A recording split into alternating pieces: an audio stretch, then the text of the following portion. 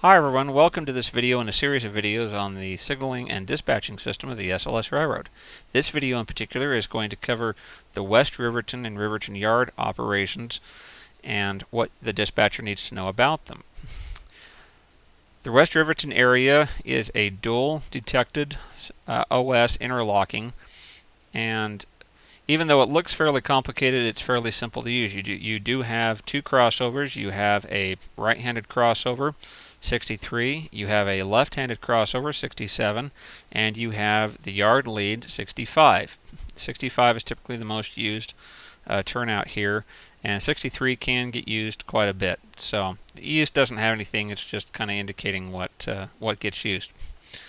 In the case of the going into the yard, as we indicated in signals, any route going into the yard is going to give the trains a lunar.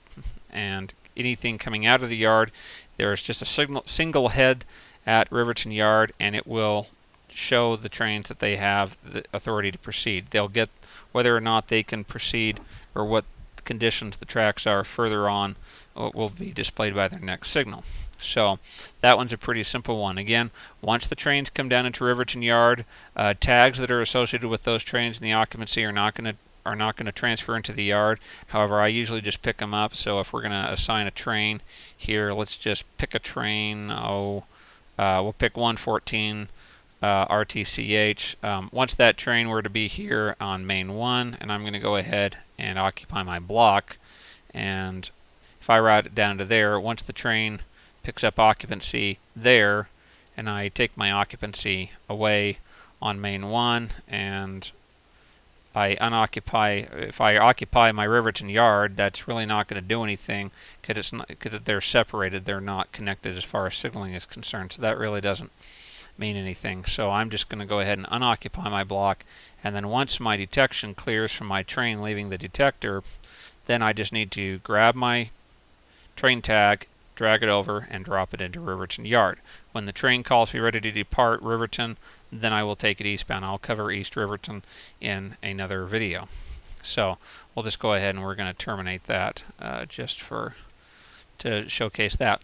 In the case of a crossover, it's just a simple matter of throwing a crossover and routing as needed.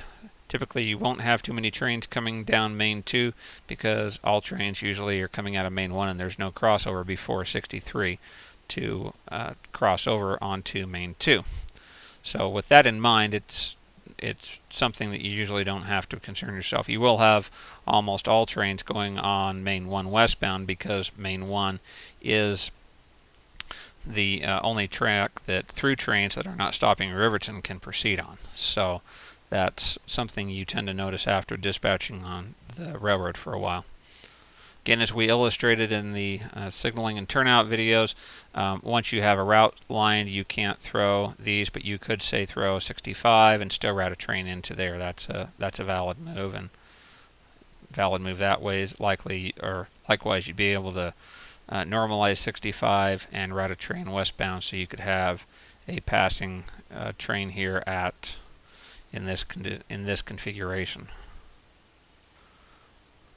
So with that being said, it's pretty simple. Not much to know. If you have any further questions, feel free to contact us. We'll be happy to answer any questions we can.